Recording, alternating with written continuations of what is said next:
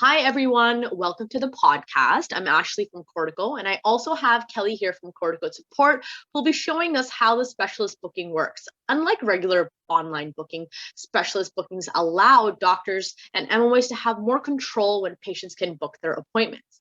Now, I'll pass this on to Kelly, who's going to show us how this is all done. Okay, thanks, Ashley. Now I'm going to share my screen and talk a little bit about specialist booking.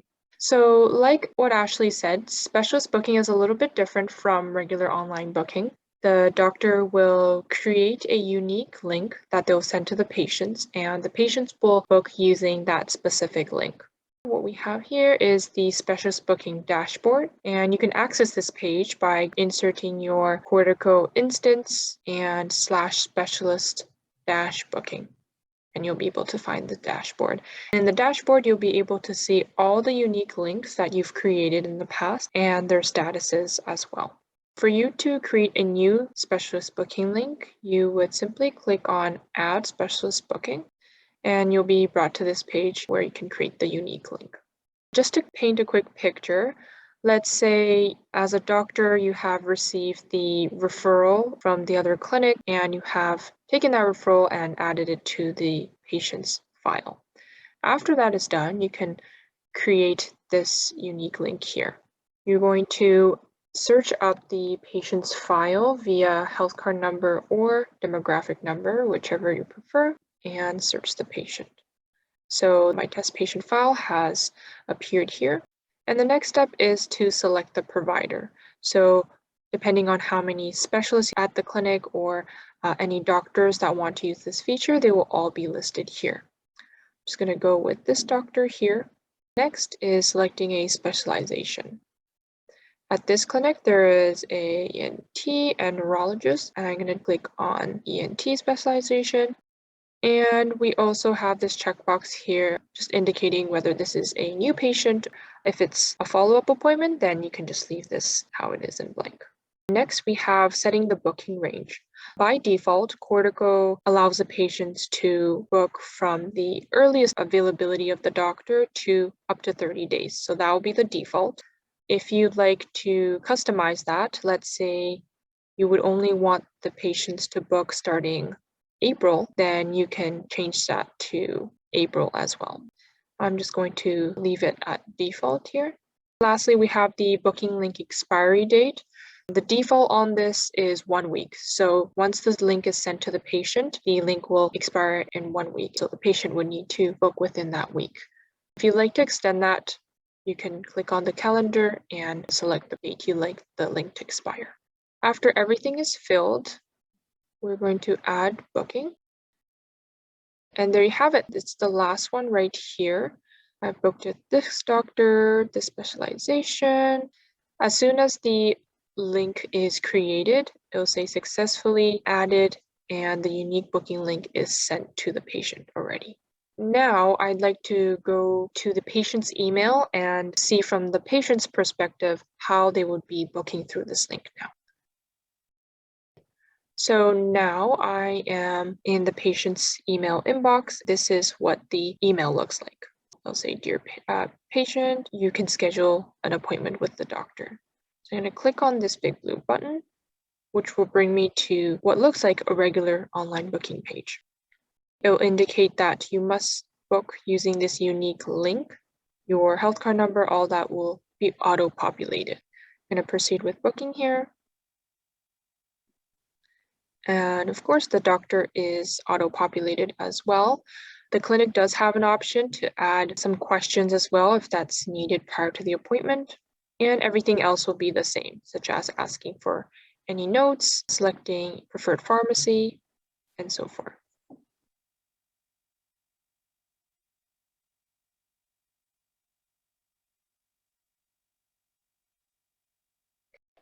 And here, depending on what type of appointment types that the doctor offers, that will be shown here.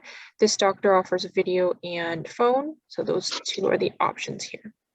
I'm going to go with the phone appointment and choose a date. Okay, and lastly, I'm just going to book the appointment. And there you have it. The appointment is successfully booked. Just to go back to the specialist booking dashboard, currently before the refreshed page, this special link indicates that the patient has not booked an appointment yet. It's still pending. But once I refresh this page, it'll update the dashboard and it'll say the patient has booked on March 15th.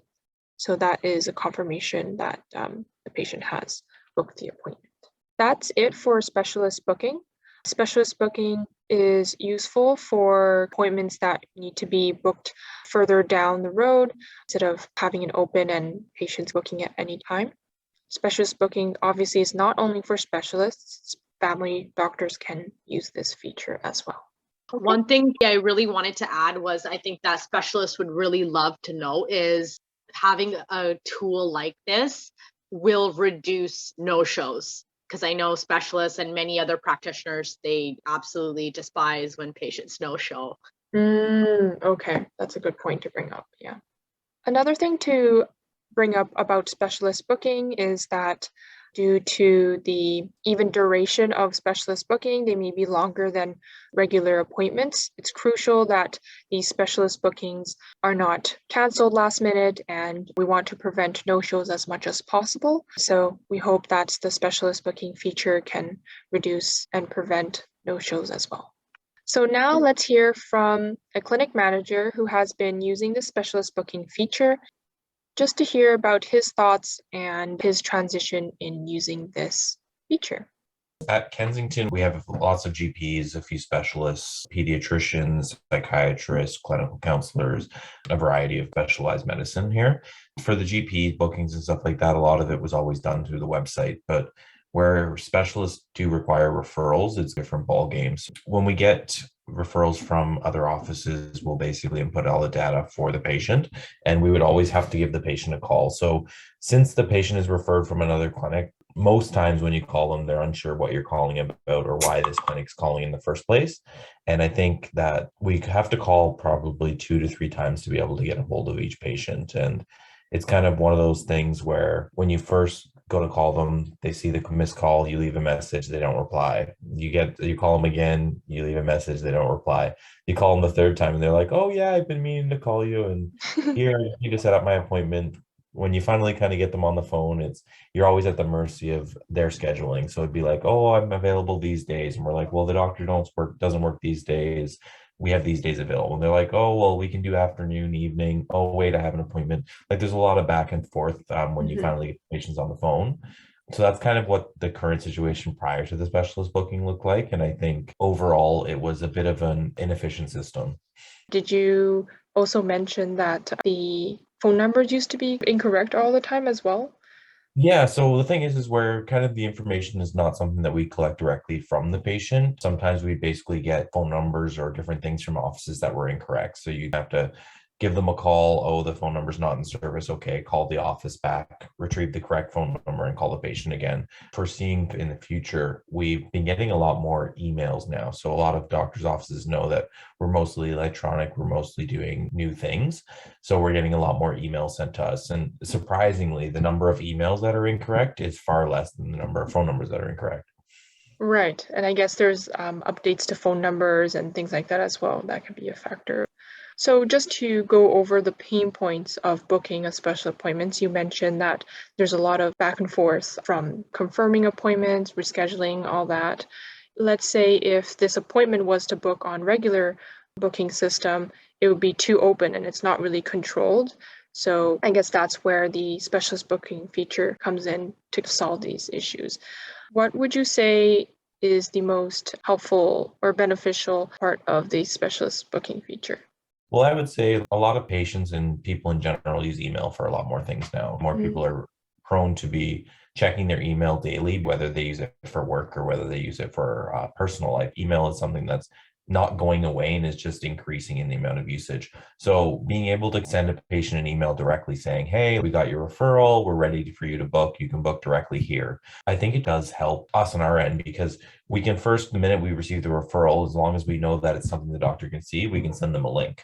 So instead of trying to call, instead of trying to doing anything, the first step is just to send this email. So then we have a day or two where we might not get a chance to call, but there's a possibility even before we call that the patient books. With the specialist booking link as well, it's nice that we're able to kind of collect pharmacy information, because even on the phone, when you talk to someone, they know where their pharmacy is, but they may not know the cross streets, or they may not know exactly what the pharmacy's name is. There's so many other than just Shoppers, London Drugs, Superstore. There's like Naz's Pharmacy. There's like Special K Pharmacy. Like there's a ton of different pharmacies out there. So knowing the name right off the bat is difficult. And patients themselves would say, "Oh, it's it's in this area here, and it's kind of like 2 blocks away from my house." And I'm like, "Okay, I know what 2 blocks away from your house is. That's not that far. But what's the name of the pharmacy? I can't just search from your geolocation." So just Right. kind of being able for them to collect the information directly and do it at their own pace is great. Another thing that I noticed with the specialist booking that's been helpful for us is that, let's say you have a neurologist that triages their referrals. So you say, I need to book this in 3 to 6 months. That's going to be the triaging for that referral. Well, with the specialist booking, there's actually a way to set the date ranges to 3 to 6 months, which is super helpful, because it's not that we wouldn't book it correctly ourselves, but now we have an option to automate it and do it correctly. So even the ones that are specific, you can still use correctly through the specialist booking, whether it be a new patient or follow-up. Right, that's a good point. Now, maybe before the triage, you would have to follow up a few times, maybe check in a month later and then schedule an appointment. But now that's already preset, but then they still have this time frame that they can only book. So that's a lot more control from the clinic side for when the patients can book. Okay, another question I have is, how was the impact of this feature when you were implementing it? How did the MOAs take it? Was it a easy transition from what you were doing before?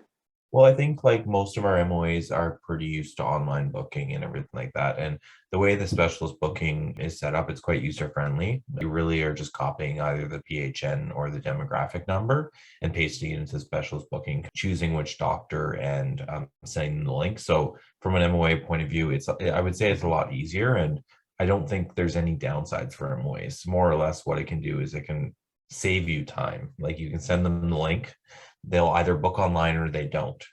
If they book online, you're saving time. If they don't, you're still doing your regular thing. So it's only a beneficial factor. I can't find anything that more or less will make it seem like it's wasting time, because you'll most likely get more and more bookings starting people going through online. One thing I noticed is that we kind of started it with the GP Durham we had at our office. So I would get the referrals and I would immediately kind of just say, hey, let's send out 15 to try it. And what I noticed is in the first kind of couple days, there was probably 10 or 12 of the 15 that booked. So even kind of right out the gate, we could see that patients do like being able to choose their own times. They were able to manage kind of entering in all their own information. They then received an email saying it was booked, and it had all our policies stated directly in it. So it was just kind of you set up one link and you send it to the patient, and then the patient does the rest for their appointment. And it's kind of a very efficient way to ensure that the patient gets the correct reminders, the patient has all their information we need for the appointment collected, and I think they are able to manage their schedule better as well, so they're happier overall. Great. Yeah, I also believe that the kind of perks of this is that from the patient's point of view, it's actually very similar to regular online booking. They just get a link, and I think it's really easy for the patient, as it's nothing really new, like not a new way of booking. It's as if they're booking a regular online booking, but it just directs them with a pre-selected doctor. And so I think they're also really familiar with the system already, and it's easier for the patient and both MOAs for using this feature. And it's actually nice as well, like now that you mention it being like the booking, it's good in a sense because it is similar, but they don't actually have to have their care card or their date of birth and everything right in front of them, because it is, I believe, embedded in the link or somehow, something like that. So I think that attribute of as well is because the minute they do get that email, they don't need anything to act on it. They just need to physically go through the link and enter their pharmacy information. So it's not like they have to search up their pharmacy, because if they type in like Shoppers Langley, it'll start showing them all the Shoppers in Langley. So there's nothing really for the patient needing to prep to be able to use the link. It's more or less when they receive the email, they're kind of able to jump right on and book the appointment. Exactly. Ironically, it's becoming like specialist booking is becoming easier than regular booking as it's pre-filled and you just pick a date that works for you. Clinics, if you guys are interested in taking specialist booking a try, please let us know and we can get that set up for you. You can contact us at help@cortico.ca and we'll see you in the next podcast. Thanks, everyone.